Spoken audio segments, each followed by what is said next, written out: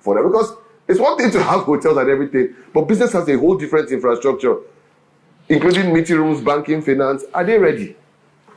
Well, I'll borrow a leaf from what Mr. Kobino said earlier on. You can be too ready, okay? But I think things are getting ready. But also, I would challenge the government to look intensely into regulation, because that's going to be a major problem. A lot of things are happening at the same time at a very high speed. So if you don't regulate it, the tendency for things to deviate or fall apart is very high, mistakes and errors. And when you're looking at tourism, people's first experience goes a long way to determine whether they're coming back or not. So if you're looking at tourism, then you're going to have minimal exposure to error and mistakes. Now, I'll go back a little bit to the airline, because I've been aching to talk about it. It's one thing to start up an airline.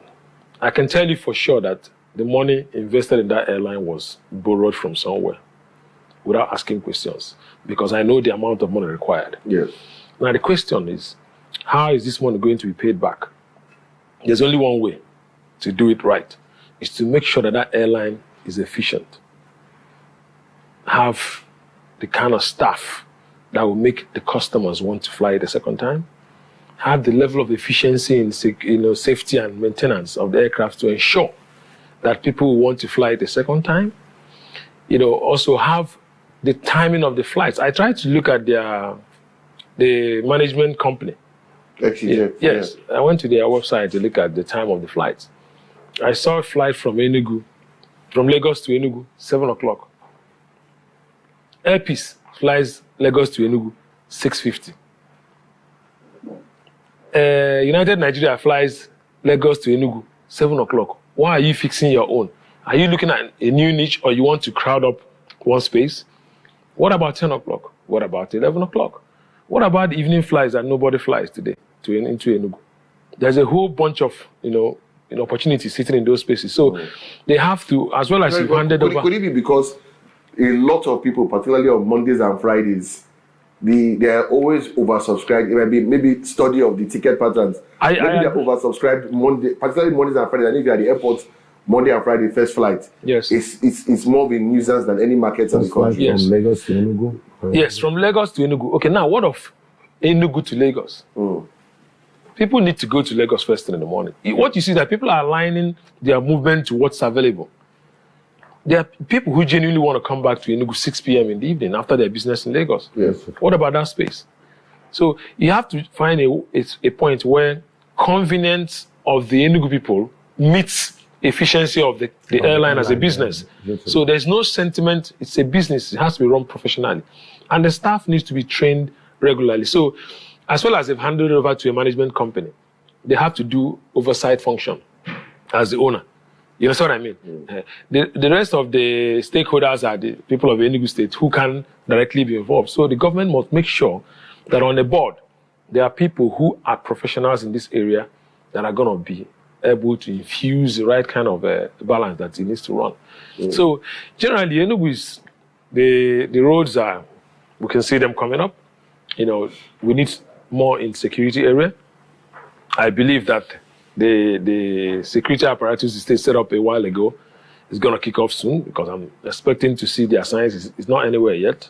I hope it comes up and efficiently, because people who are going to come here, the first thing they're going to do is to go online to check about the state. And they start seeing killings here, killings there. All those things need to be managed. You don't keep quiet for people to determine the narrative about your place. You're also sending your own narrative to counter it. Which I agree 100%. Yeah, so there should be a holistic management of this whole aspiration of the government to bring tourism to the state. It's a very robust area. There are several sectors in the value chain. So the governor needs to be sure that it has the right thing in the tourism sector, watching these things, and make sure that the politics is kept low while the work stays in. One of the, will I say, immediate saboteurs of our efficiency model is this issue of stakeholder tickets, where we might have people who are, people who want will be owing. Cash flow will be affected. I'm good for it, I can pay.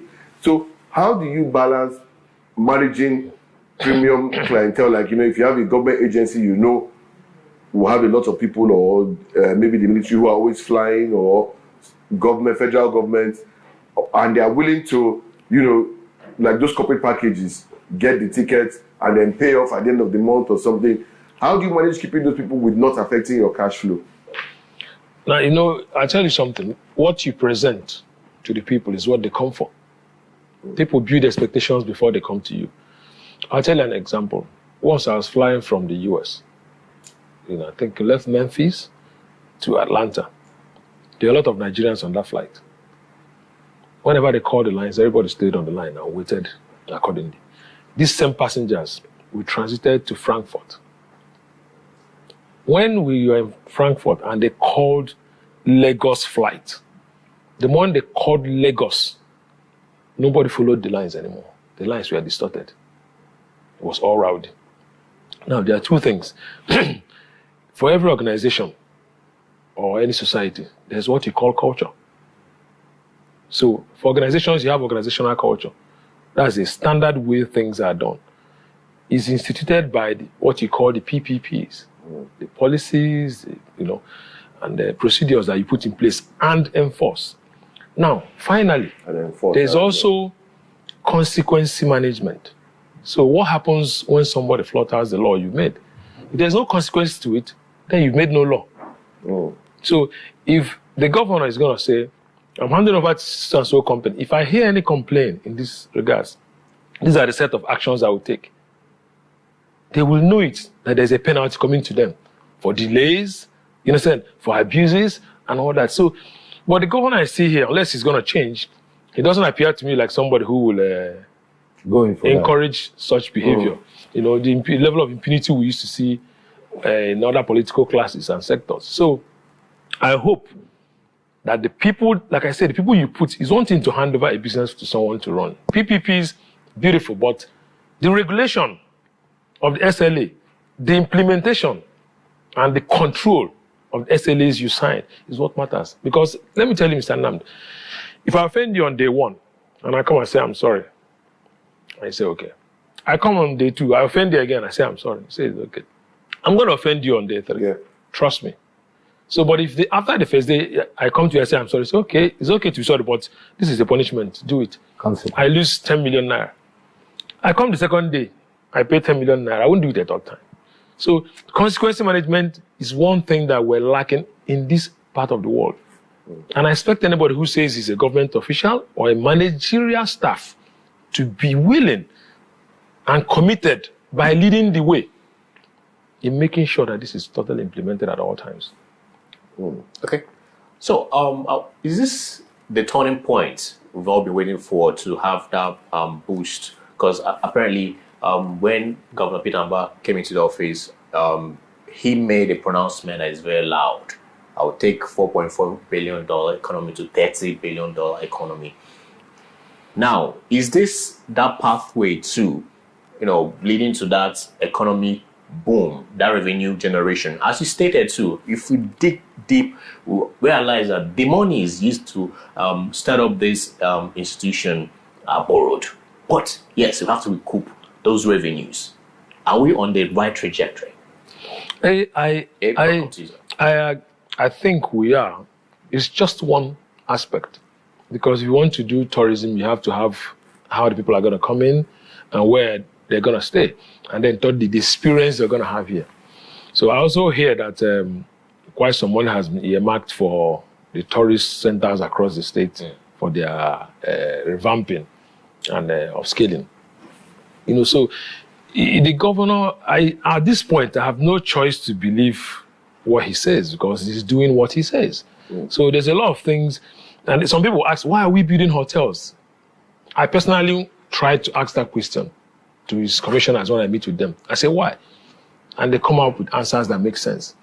If you're looking at tourism, you must have the right accommodation. Poor people are not the people who tour. So it's the well-to-do people that travel. So they want comfort when they're traveling. They want comfortable hotels. So they're not going to stay in the kind of hotels we have around town. So that's why you're seeing some of the big hotels coming up. Now, the airline also has to be premium. There are some times of the year when you start seeing a struggle in getting flights. That's towards the end of the year. And that's when tourism in Nigeria is at its peak. So a state having its own airline is an advantage. You can put more flights in your own route so that your tourists have easier. When someone gets to Lagos, he's trying to come to Enugu, he spends 6 hours in the airport, he's probably not coming back. Yeah, pays $500,000. He's probably not coming back. So you have to ensure that the experience end to end is right. Now, secondly, people come into town, they're going to have efficient, comfortable buses to move around. I heard a lot of taxis are coming in very soon. Electrical vehicles. Yeah, electric vehicles. So another thing, like I said before, is security. They're sure they're safe. They can walk around. They can go anywhere. There's also another aspect that I'm still waiting to happen, which is the orientation. If you have traveled across the world, if you go to any tourist locations, you see that the people have a consciousness of hospitality, being hospitable to the visitors. So those areas have to be sold.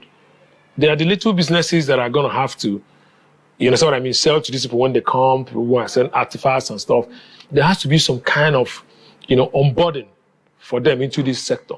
And it's the tourism board, the Ministry of Tourism that are supposed to do these things. The government has to, push in that direction so that everybody's in sync. So when you come in when you land in Lagos and say you're going to Enugu, your experiences should start changing from that point. When you land in Enugu, the way you're welcome, the smile on the faces of the people. I remember when I was doing my NYC, I met a white dude, in the rig. We were having a chat in the evening, the oil rig. And we were talking about cities in Enugu. And he said something about Enugu. He said that he visited Enugu once, and since then he's been coming. I said, why? He said Enugu is very peaceful. Everybody's kind of happy. Things are very calm. There's no tension and anxiety like in Lagos. There's no traffic. The girls are very friendly. It was all about good things. And he kept coming back.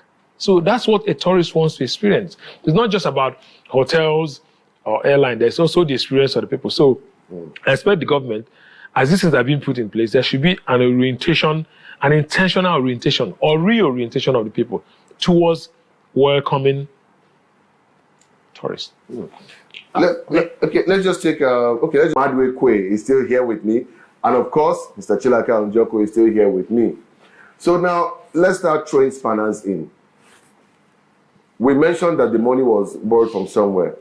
Obviously, we all know what one plane costs. And if we're looking at the 15 they're talking about and expanding to 777s for cargo, the borrowing plan is a ridiculous amount that would outlive this government. There is no way, even at 50 flights a day, that the government will pay back before 8 years. It's not possible, even if they do the whole 8 years. And this is where my worry starts. There is a level of efficiency and projections of how maybe when they were doing their business plan to run the airline. Do you think that we have institutional culture in Nigeria that can outlast this government and prevent this from becoming what we are? Well, I mean, someone said something yesterday that was really, really beautiful. Professor Ben Ayade, when they landed the arrows and painted Cali Air, and they said Cali Air, and he said the man who was promoting Cali Air was the same person killing Calabar Carnival. The biggest use of Cali Air. The reason you have the Cali Air, you're killing it. That's tourism, yeah. So now, as they're doing Enugu Air, it's in sync with a lot of tourism projects. Do you think we have the institutions to keep it going when this government leaves office?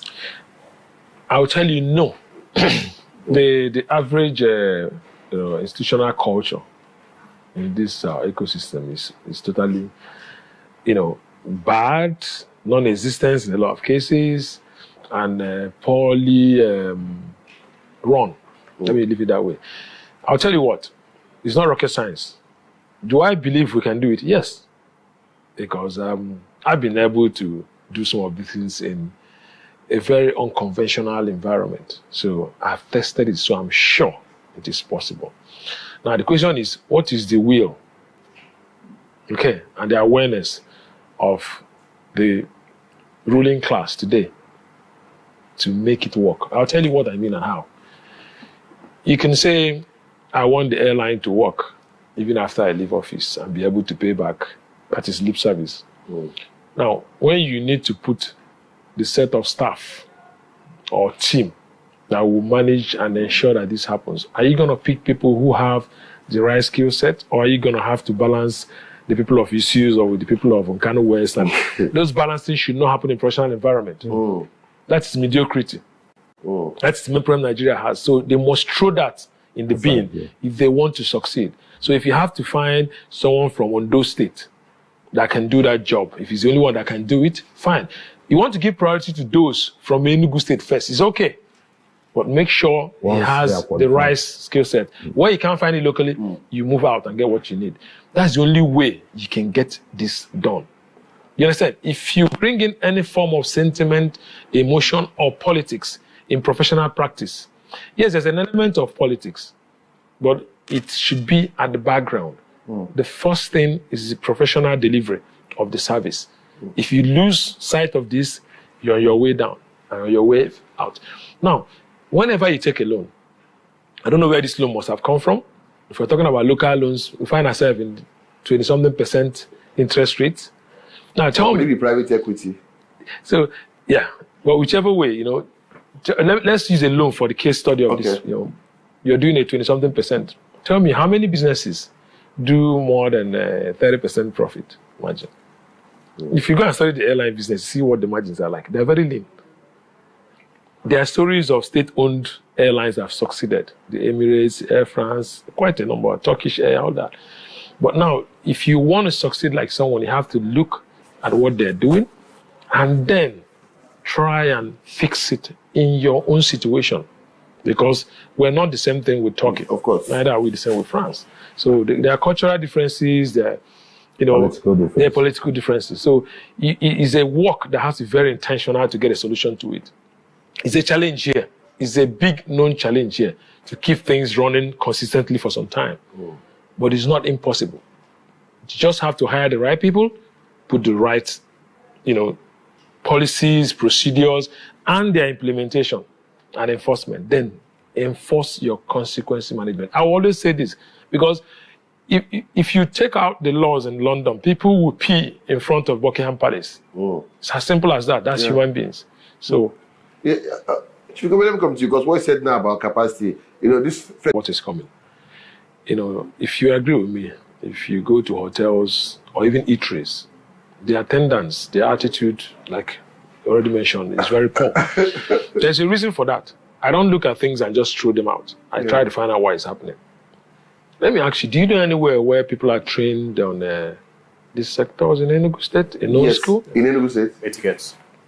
I didn't say the person, I said a place. There's a reason why I said a place, so that people can...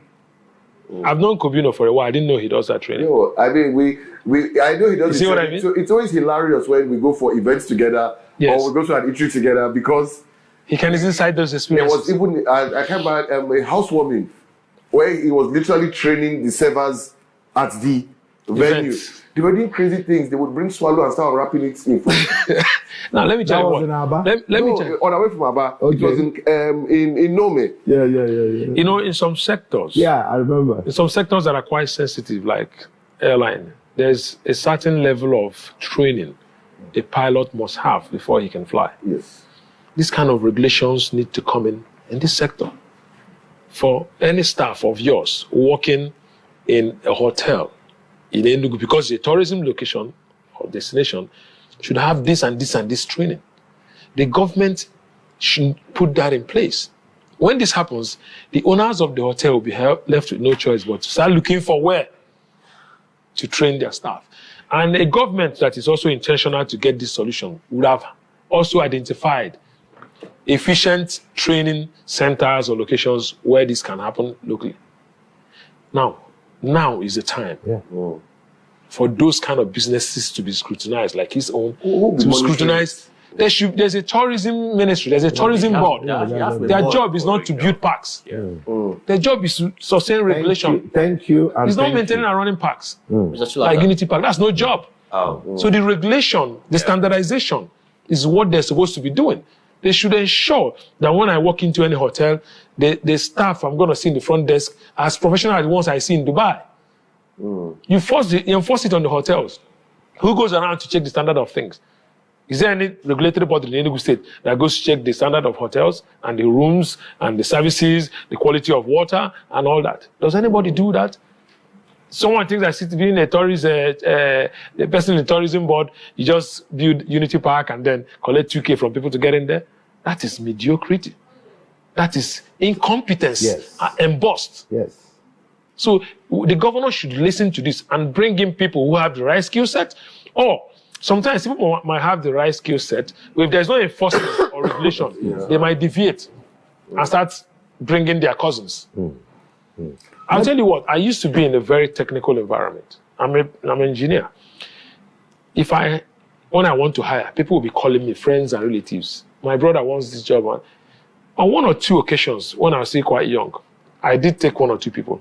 And I tell you what, their inefficiency within 1 month starts stressing me out. Because my delivery is tied to their own. Yes.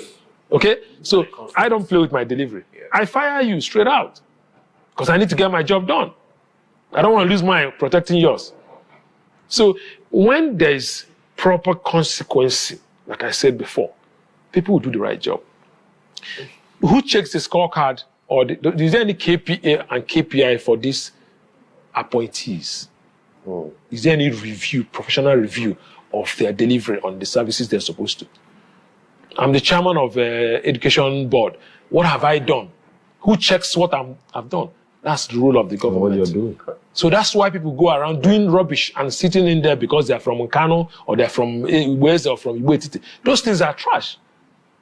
Those things are trash. So if you say governance is an end-to-end thing, it's not about driving around in black jeeps. You have to be ready to work before you say. That's why I keep saying I am not ready for politics yet. When I'm ready and I decide to go in, it's a life, it's a sacrifice. Yes. Your whole life goes into it. Yes. Your family is going to suffer. So I have a young family. I don't want them. It goes back to where I started about regulation. Yeah. First of all, I go back to the government.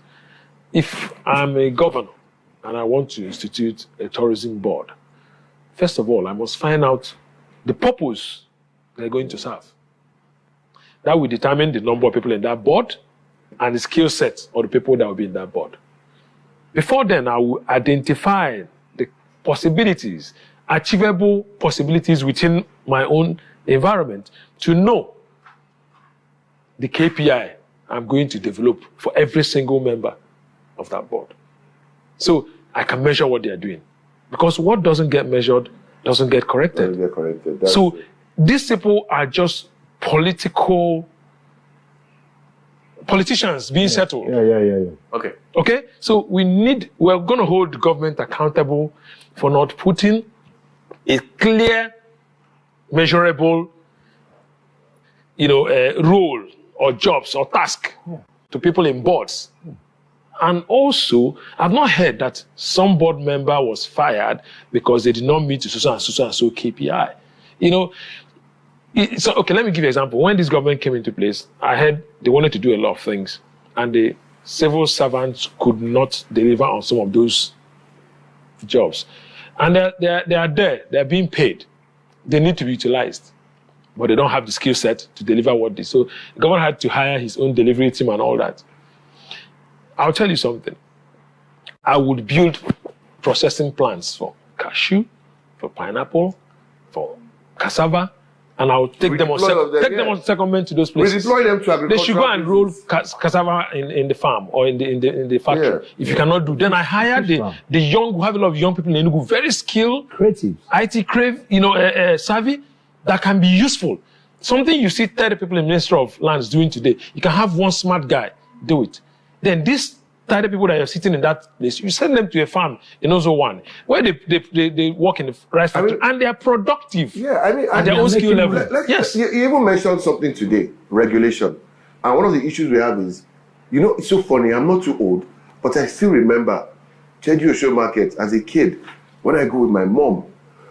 If you went on Thursdays or early on Saturday, last Saturday of the month, after environmental, they had the guys called the market inspectors. And the soil was dirty. Yes. They would find, line by line, they would find this line. The women fighting the woman who caused them to find their line. because I find collective punishment is also very, very effective. It makes people watch each other. Yeah. And they will find the whole line. And you see them, fighting the woman, and they don't care. They find the whole line. And all these people that are redundant in the office, we have legs for inspection. I was asking earlier on who would inspect the hotels. Literally, you have people you can give a roster. Please bring out your waiters, your barman, and everything. The truth be said about most of the people in the ministries, the civil servants, some of them have been so, professionally damaged that anywhere you send them, the first thing they're looking at is how do we make money off this? Yeah. You understand what I mean? Yeah. So I would rather send them to places where they're not interfacing directly with humans. They're just going to deliver a service. You run a machine, you do something, and then you now train the young people. Start from day one. Infuse, Morals, train, and ethics. retrain. It's professionalism. It's not about moral. You can. Maybe ethics of the job. Exactly, ethics. So if you play with your moral, you lose your job. It's your problem. You do what I ask you to do. If you don't do it, I fire you. It's consequence management. So from day one, it becomes a culture, a working culture for them as a people. You understand what I mean? But you bring in one decent guy into a ministry where you have 300 people that come to work by 10. It's just a matter of time. He will start going by 10. When the Commissioner for Agriculture resumed work in Enugu State, he happened to be my friend. So I was looking for something in the Ministry of Agriculture. That's how I knew he was commissioner. And someone said, he give me the commissioner's number. And I called him, he said, I said, hey, Patrick. He said, he's the commissioner now. I came to the office. He was at work because he's coming from a professional environment. He was at work by 7:30. There was no ministry staff in the ministry, not one. He was cleaning his office. Can you beat that? I told him, I said, you people are patient. I will fire. It's something I wanted to ask. But the problem is, again, sorry, this is how you will fire. Unconfirmed reports. But we knew how Are they trained? Has been someone joined the ministry 20 years ago. A lot has evolved professionally in 20 years. When last were they trained at all? I mean, training and retraining. We're talking about companies that will do some of these trainings. A government that wants things to work will say, you know what, any person that's going to set up any training outfit in the tourism sector, that we're going to invest 30% of your capital. Thank you very much. Incentivize it. We're going to give you tax rebate. We're going to, things that will make more people go into the sector. The field and the sector. Well, see, one man can't do this. That's why the governor has commissioners. So I expect the commissioners to be able to do it. I also bring up suggestions. I will also ask. Yeah, I also ask the governor to listen to his commissioners. If he thinks they're not worthy of listening to, that means he should know that he has appointed the wrong people. Yeah. So he should fire and get the right set of people. That's it. Okay. Running up, right? Let's circle back to while we're here, the Enugu Air, and how this is going to be sustained. The pitfalls, how to avert, and also Enugu State's trajectory is changing when it comes to leadership. And as a business consultant, right, your advice to the kind of leaders we're meant to be gunning for in Enugu State, because this is going to outlive the leadership of Governor Peter Amba, right? Who is the next person who's going to take up the mantle? What are we meant to be looking out for? Because if we get the wrong person, all these things they hopefully to become private jets. It's going to diminish. Yeah, for example, there are a couple of Enugu State citizens who are doing well professionally and have shown interest in investing in the state. I don't know them, but I can talk about the businesses. Somebody owns Tennessee. I don't know who that is. It's a company that is doing a lot in and outside of Enugu. Someone who owns Afri Invest. Yeah. These are professionals. Someone built Centenary City. These are the kind of people that, if they have any interest in politics, we should throw our weight behind. Because it's clear now that people who have actually invested in the private sector and succeeded are capable of running governments more efficiently than the traditional politicians. Of course. So we look at this, we look at their age brackets, look at their interests, because if someone doesn't have interest, he doesn't have interest. But you can also draw people into the areas that don't have interest. P2B never had interest in politics. So the stakeholders in the state, instead of looking for people who are loyal to them, they should look at people who are efficient. So you don't have to call anybody to give your son a job. So there will be jobs. Okay, look at what we're talking about, all this regulatory, privatizing regulation. This is going to create new sectors in the value chain of tourism. Yeah. This same thing exists in other sectors. Yes. In education. The teachers, we complain about teachers, but how many teachers are getting training? And what type? Who is regulating the kind of training? Is it aligned to the educational objectives of the state? Now we're building smart schools everywhere. Good enough, the governor is training the teachers. But he must institute a culture and a regulation with consequences that says these teachers have to be trained and retrained annually or biannually in so and so areas as aligned to the development and evolution of the sector, the educational sector. We have, healthcare centers coming up in every ward. I can see some things happening with nurses training, nursing schools coming up, but also they need to make it, institute it and put it into law with proper consequences to ensure that it outlives Pit and Bar. Because the tendency is that the moment Pit and Bar leaves, who knows who comes in? Now, some of the governors, when they leave, they don't want someone who's going to do better than them. They want their legacy to live on. So they pick weak succession. Yes, they do it. Mediocre. I even heard that they take money from the people who are coming in. Because a lot of things happened between when we had Sullivan here. Everybody was happy. We were relatively impressed with his achievements. If only we had Pit and Bar after him. I've heard that. I can tell you that Enugu would have been somewhere we would all like today. So it's a challenge. That's the highest gift Pit and Bar is going to give to Enugu State people. Look at this kind of men I've mentioned. I don't know, the two I mentioned, I know these companies belong to Enugu State people. Yeah. Afroinvest, Tennessee, the other companies, the other big companies that belong to Enugu State people. Right. Look at those kind of people. Start talking to them now. You understand? Those who have shown capacity, interest in the state. It's not an Enugu State businessman who is doing business elsewhere. Those who have shown interest in the state. Not those who come and sell the state to the outside business community.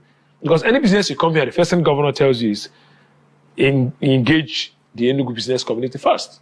If the opportunities, look for source within Enugu first, when you can't get them because they want to give back. Yeah, my brother. Not because they're coming to make money. My brother, at the point of election, the stakeholders it's not a crime if you have been in the public and private sector and you've made your mark, had been in the public and they sector make you a commissioner. I mean, Peter has been out there and he's made a governor. I think it was the commissioner for finance. Yes.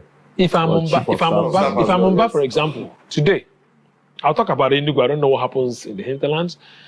I don't think anybody can beat Pit and Bar in Enugu metropolis in any election. I don't care what level of election it is. Nobody can. Now, if as a governor, you build that level of trust with the people, you don't need the damn stakeholders, these old men that keep slowing down everything because they want their interest. You don't need to listen to them. Go to Abia and tell Oti that you're a stakeholder. No, I'm talking about for a new governor coming in now. Yes. Because the question now is, even shame would not let Abians and Enugu allow Oti and Mba to lose. Yeah. Shame. If nothing else, shame. Because how would you tell the rest of Nigeria that everybody's envying your governors? I will shock you. I was in a conversation yesterday, and someone said something. He said, what is the impact of Pit and Bar's governance in the local wards, in Soka, in Isiozo, how are the people there feeling? And someone responded that there is smart school, there is the primary healthcare center. Those two. This person felt those two things were not enough. That there's more development going on in Enugu metropolis and added in Owo. The governor's place. Yes. So now I hear a political undertone to that statement. I now asked him, I said, in how many years, I'm not from this state, I've been here, who has built a primary health care center in any ward? Who has built any school? Go and look at GTC. Oh my goodness. At every point in time, the development has to be more in Enugu because that's where you have more of the population. Yes. I agree Nsukka has a lot of population. I was thinking to myself this when I said, the SME center, which is doing a lot when it comes to human capital development. They're doing a lot. But I think they need to, at this point, have one of their centers in Nsukka. They need to. And maybe the others. They need to. Yeah, they need to. I said I'll call the River. Exactly. So that those people can also feel the impact of the good governance, not just people in Enugu town. Everybody doesn't have to migrate here. Yes, Enugu needs more of it because it has more people, more, qualified people. But people should be able to sit in Nsukka as well and do what they want to do and get a good job. IT jobs can be done from